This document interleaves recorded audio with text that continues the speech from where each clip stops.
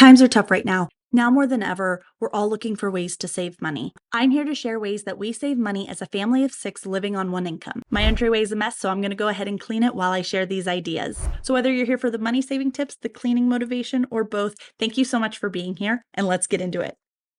When talking about how we save money, I have to start by talking about cars. Cars can be one of our biggest expenses, but we personally have not really spent a lot on cars. We always buy used vehicles, never a new one. And up until a month ago, we've only ever paid cash for used vehicles, and they were all under $10,000. But you may be wondering, is that reliable? And they absolutely all have been. They have never left us stranded, and we've never paid more than $1,500 in a car repair. Now, $1,500 is a lot, but if you think about it, it's the same as 3 new car payments. So, for what we could have paid for a new car for 3 months and then had to continue paying the rest of the year, we paid that at once, but then drove a car with $0 of maintenance or payments for the other 9 months, which, as you can imagine, cleared up a lot of room in our monthly budget. I've often heard, oh, but used cars are the same cost as a new car. And this can be true if you take out a loan and you aren't paying it off early. But if you buy an older, reliable car with cash, or if you take out a small loan to pay it off aggressively within a year or two, you'll be spending half of what you would be paying for a new car. Now, I am very fortunate because my husband is a car guy, and for about the last 4 years, he has been repairing and maintaining our cars himself. So the repairs have been even cheaper than they used to be because now all we have to do is pay for parts. It does cost him his time, but we save thousands of dollars by not needing to take our cars to mechanics. But while we're sitting here, let's talk about debt and spending. I hinted at this at the first point, but we just took out our first loan since getting married, and it was for a passenger van. I won't bore you with the reasons, but we found that we needed to upgrade into a passenger van a few years before we initially thought we were going to need to. And no, it's not because I'm pregnant, it's for other reasons. But we did feel it was a necessary decision for our family. But now we do have a loan on a used car that we are trying to aggressively tackle. But now I'm able to see just how much money we were able to save by not having debt for the last 9 years. When we got married, we both brought debt into our marriage. We quickly paid it off and have been debt free ever since, up until last month. And I didn't realize exactly how much money we save monthly by not having payments and interest. And right now, with only the one loan, it takes up so much of our discretionary spending. So, paying off debt early and not taking out new debt will save you a lot of money. But I understand that that is definitely easier said than done. Tackling debt leads to a lot of sacrifices, but I do think that they're worth it.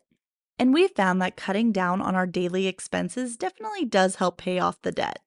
You've probably seen a bunch of other videos like this that say the cliche, don't buy Starbucks or avocado toast. But I'm going to offer a little bit different of a take. We all know that those little $5 to $10 treats add up. But don't get rid of them, but limit them. So for us, we found we can't do Starbucks and Chick-fil-A and Cold Stone and going out to eat and. So we have cut back to pretty much just Starbucks and an occasional Chick-fil-A run.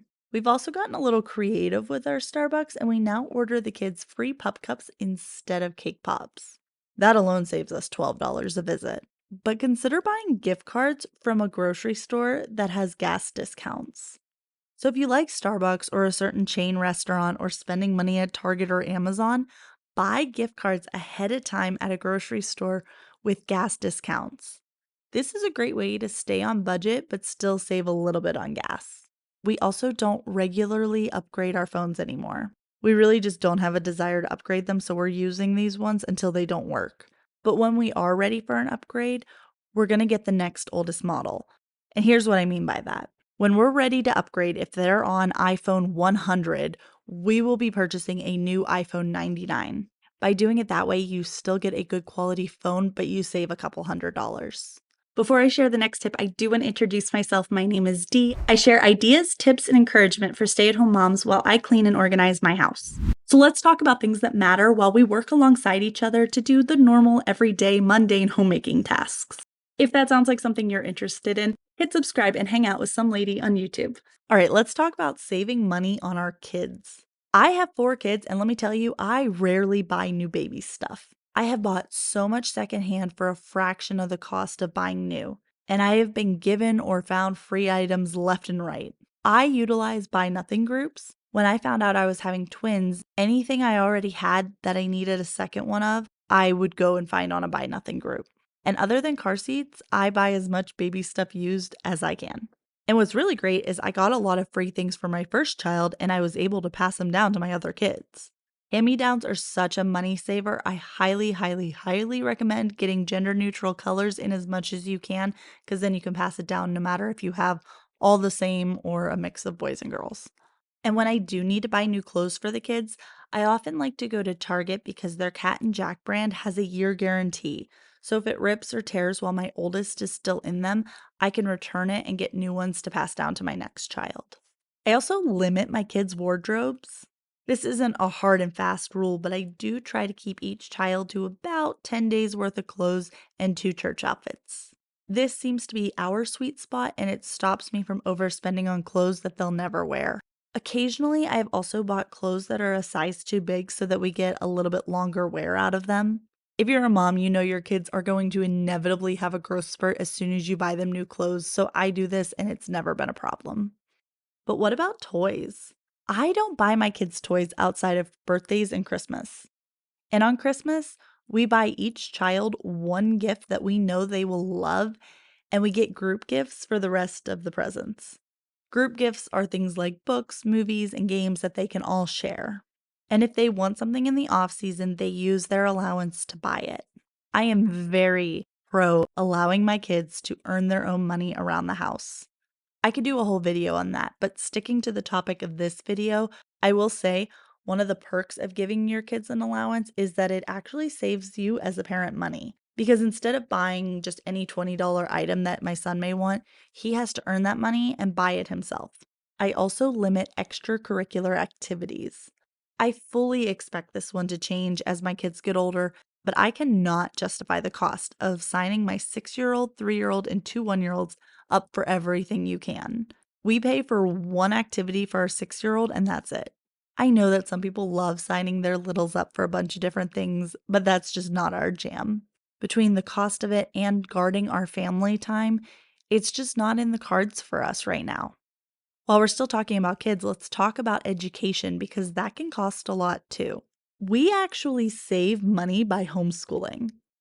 I know a lot of people think that it costs money to homeschool, but that just has not been the case for us. We spend less on homeschooling than we would have to spend on back to school supplies and uniforms at our local public school. I'm able to save money on homeschooling by writing my own curriculum or finding a free curriculum online. We buy the discounted supplies on clearance after back to school season is over. We buy used books or go to the library. And once upon a time, I worked in a photography studio, so I use that training to take our own school photos at home.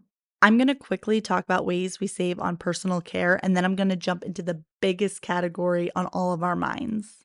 We save thousands of dollars a year by cutting our own hair. My husband bought a clipper set for $30 10 years ago, and he has been buzzing his hair and the boys' hair ever since. And I just found a haircut that works for me, and I trim my own hair, and it hasn't failed me yet. I also save a bit by using reusable feminine products. We also kept the old swaddle blankets from when our kids were babies, and we use them for reusable napkins and tissues. Okay, now the part everyone is waiting for, food. Here are some really quick ways that we have saved money on groceries. At one point, we've bought a quarter of a cow, and this really saves money on the cost of beef. We cook from scratch and we buy our own staples in bulk once a month, and we only eat homemade desserts. We limit shopping days and only go to the grocery store once a week. We stick to our list or utilize curbside pickup, and we meal plan. Be sure to check out this video where I share 5 different ways to meal plan. And thanks so much for hanging out with some lady on YouTube.